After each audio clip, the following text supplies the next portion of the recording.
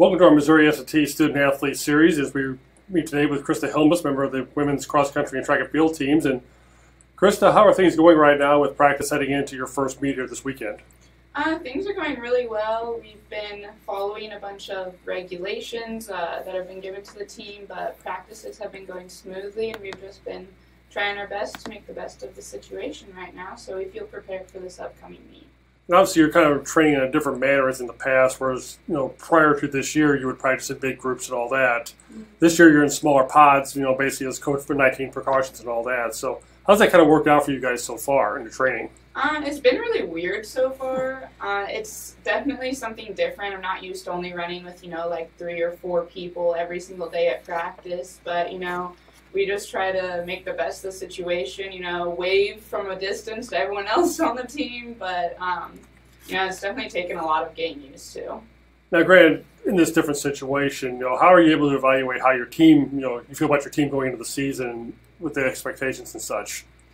That's a little hard because, I'm not running with them, I'm not doing workouts with all of them, so it's hard to, kind of see how they're doing, but a lot of that just comes down to communication within the team. Just asking them, how do you feel? How is your workout? How's mileage going and stuff like that. So it's actually been, I feel like, good, helped us open up more and talk about how our training's going with everyone. Now, so you're working with a group of upperclassmen in this regard here because that's kind of how they've got the team pods broken down on your team here. Yep. Now, granted, you were in a situation where we lost our outdoor track season. So how have you kind of worked your training through, when the pandemic kind of shut things down, kind of training throughout the rest of the spring into the summer heading into preseason practice here? Well, when it first all went online and we were sent home, I took a break off of running for a little bit. And then I just kind of got back into running, and I just tried, keep with it for a few months and then just do the best I could to, start back up training and start with workouts again. It was hard without, my team, I was, training by myself for 4 or 5 months, but I just tried my best to know that my team was out there training, so I owed it to them to do the same thing. Now, looking back to last season, you were one of the top 5 runners on the team, throughout the season. Now that you're one of the upperclassmen on the roster, kind of what goals have you set for yourself this coming year? This year's kind of weird. I think a lot of the goals that we set are to really stay positive in all of this and to do the best that we can. But, I have some goals to, stay in that top 5, to break some new PRs, to just get out there, set some new records for myself, and to just be the best that I can be out on the field and out on the track. Now, what got you started into running and getting into distance running and all that?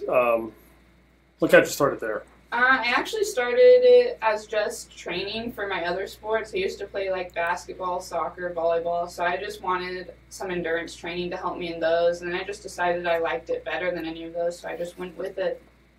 And what do you kind of find as your biggest challenges, running longer races? You run, obviously, distance races and track, and obviously cross countries are, 5-6 kilometer races and all that. What do you find your biggest challenges there? I think the biggest challenge is really mental challenges, your body can do a lot, you're physically capable, but your mind just gets in there. It's I'm tired, I want to quit, I want to slow down. And a bunch of that's just, building up confidence in yourself and just telling yourself, I can do this, I can meet the goals that I've set for myself. Now, why did you decide to attend Missouri S&T? I really didn't know what I wanted to do going forward, going out into the real world, and I thought getting an engineering degree would be a good place to start. It'd give me a good starting position, and I'm from Rolla, so I knew that we had a great engineering school here, so I figured that it was a good place to go and start my education. Well, it kind of led me to my next question right there is, a lot of student athletes, they decide to go away to college, not just ones from here in Rolla, but other places and all that. You decided to stay here in your hometown, and, kind of, did that really play into your decision right there as well with the, academics and all that? Yeah. Like I said, I knew that this was a good school, a good place to go to school, and so I figured, no really reason to look elsewhere. This is a good place for me to start. Now, you're majoring in ceramic engineering here at Missouri S&T. What made you decide to go that route? Again, I really didn't know what I wanted to do. I kind of liked the route of both engineering and medicine. Ceramic engineering has a lot to do with chemistry and physics, and that really piqued my interest. And it also, just starting out, has a bunch of biomedical applications to it. So that's, I think, what really made me interested to go into ceramic engineering. And though looking, to your future and all that after graduation, is that kind of a direction you want to go in all that, into those kind of areas? Yeah, I really want to go to grad school kind of in that biomedical, bioengineering field.